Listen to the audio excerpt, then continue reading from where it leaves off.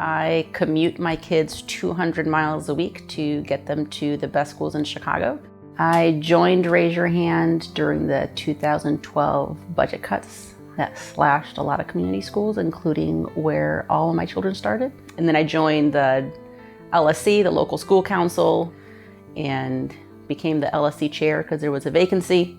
We were doing great. And then the LSC chairperson, which was me, got a memo from CPS saying they're gonna close schools down and we have 20 days to appeal. And I mean, these are majority low-income kids and they're doing a phenomenal job on their test scores. And it's a small school.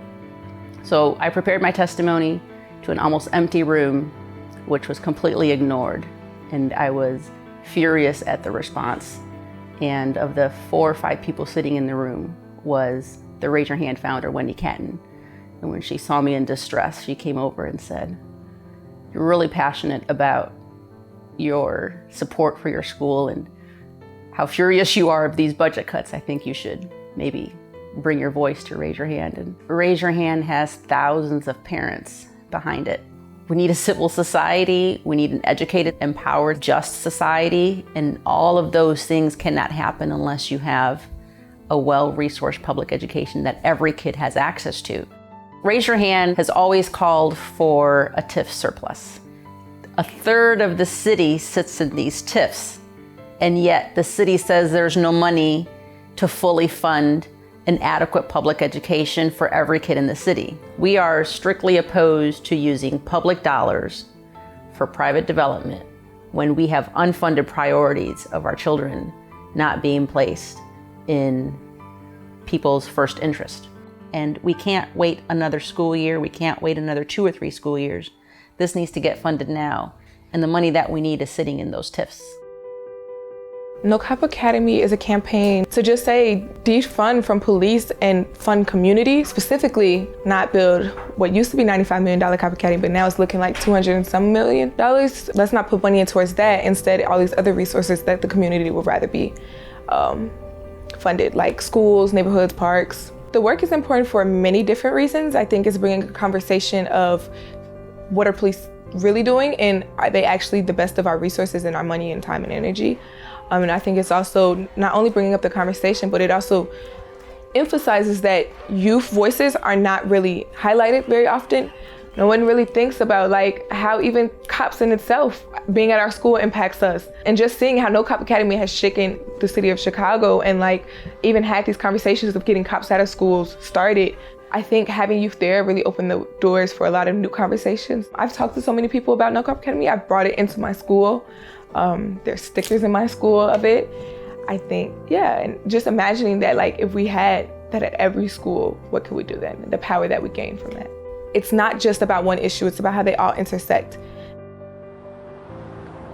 Yo vendo tamales y he estado vendiendo por 22 años mis tamales, pero sin tener una licencia.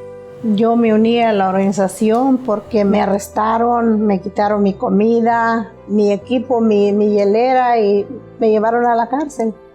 Pues se siente muy feo ser humillada por la policía porque uno no sabe sus derechos de los trabajadores ambulantes, entonces no sabemos defendernos.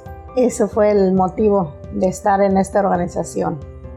Pues es importante porque nos ayudan a todos los vendedores ambulantes. Me ha ayudado mucho económicamente, personalmente, psicológicamente. Hemos aprendido muchas cosas en grupo.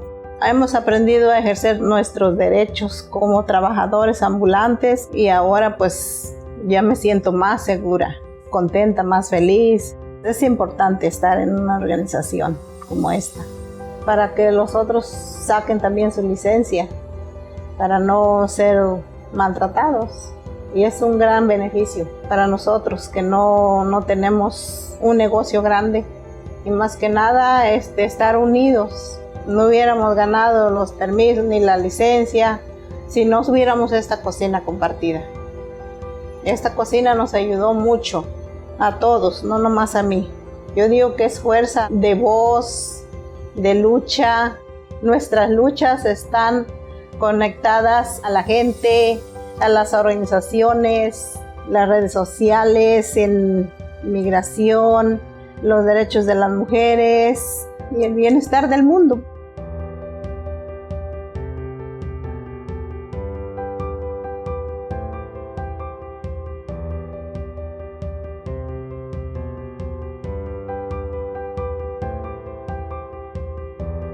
Our struggles are interconnected, intersectional.